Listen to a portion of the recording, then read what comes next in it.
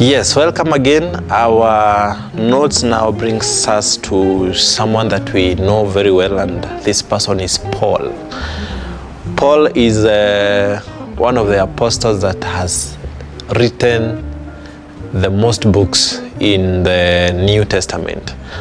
And we can see the life of Paul was not really good. He came to a point of transformation at some point in life. And something that I normally pick from Paul, he was that person that was very particular in everything that he did. If you read the books he has written, he was very, very particular on every topic that he touched on. Acts chapter 9 verse 3-5. As he journeyed, he came near Damascus, and suddenly a light shone around him from heaven.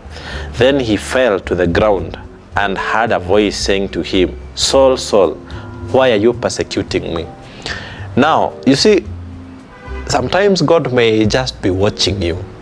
He may just be watching your ways, the way you are walking, and he decides one day he will come for you.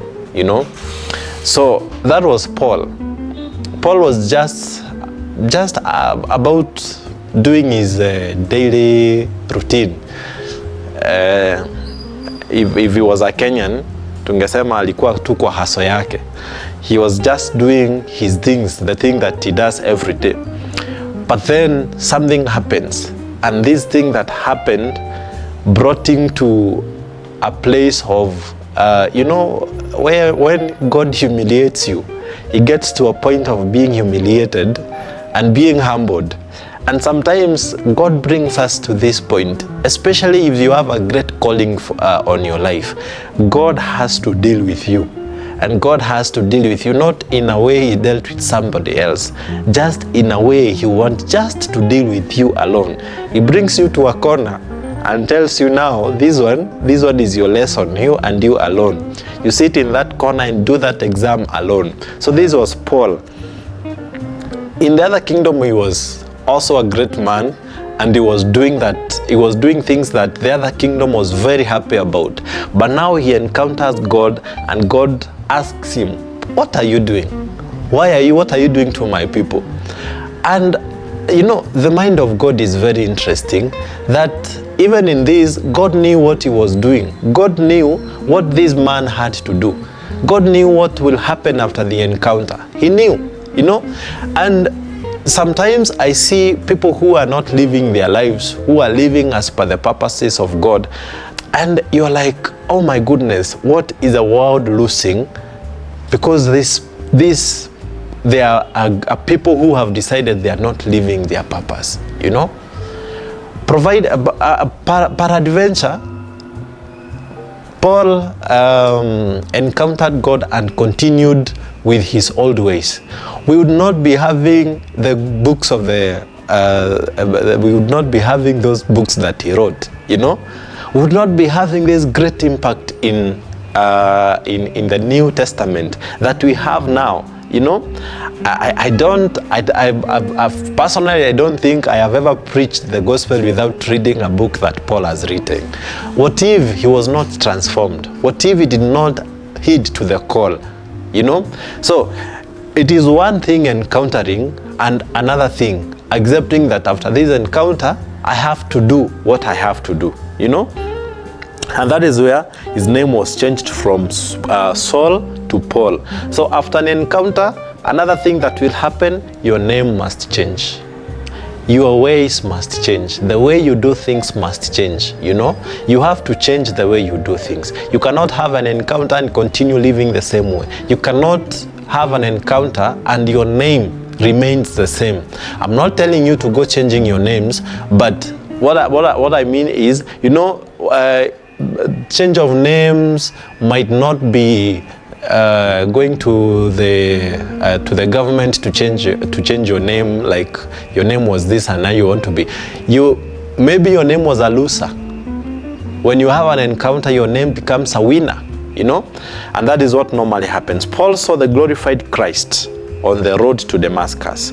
This encounter left him blind for 3 days. That's what I'm saying. I'm saying God will humble you. He will make you feel the impact of what you've been doing. But when his sight was restored, his entire mission changed. Hallelujah. When his sight was restored, this was God showing him that you've been blind. You've been blind all through your life.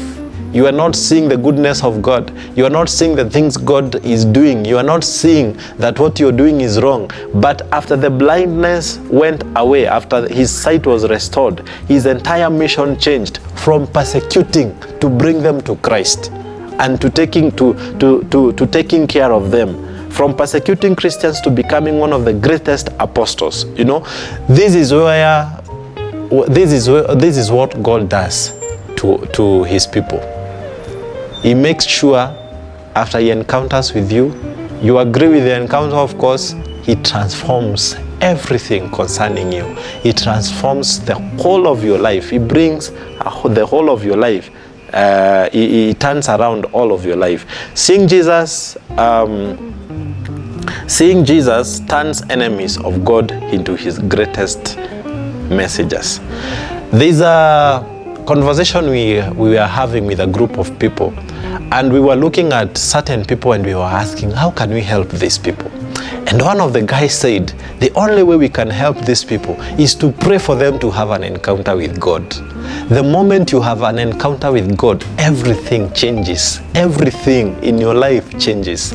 So when you wake up in the morning, I urge you, just pray for God.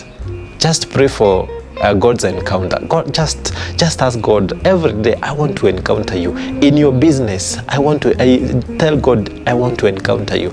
In my career, I want to encounter you. In my companies, in the deals that I am chasing, I want to encounter you. You know, God can literally take your name to the high tables. By the time you're there, these people do not know you. By the time you sit on the table, they start telling you, by the way, you look familiar. And these are people you've never met, you know. There's a time I went for an interview, and the person who was interviewing me gave me a job before interviewing me. And I knew that it is Christ that had gone before me. So I pray that we have those moments. You know, by the way, these moments, they are so encouraging, you know. When you go somewhere and the Lord has gone before you, they are very encouraging, because you feel I am with him. But we have to agree that this is where we are, and we have to agree that this is where we are going. And when we come to that conclusion, we will start seeing the goodness of God in our lives. So the lesson we are learning from this is that seeing Jesus turns enemies of God into his greatest messengers. And that is what I pray, that God will start turning his enemies, even in this nation and in the world, to his greatest messengers. God bless you.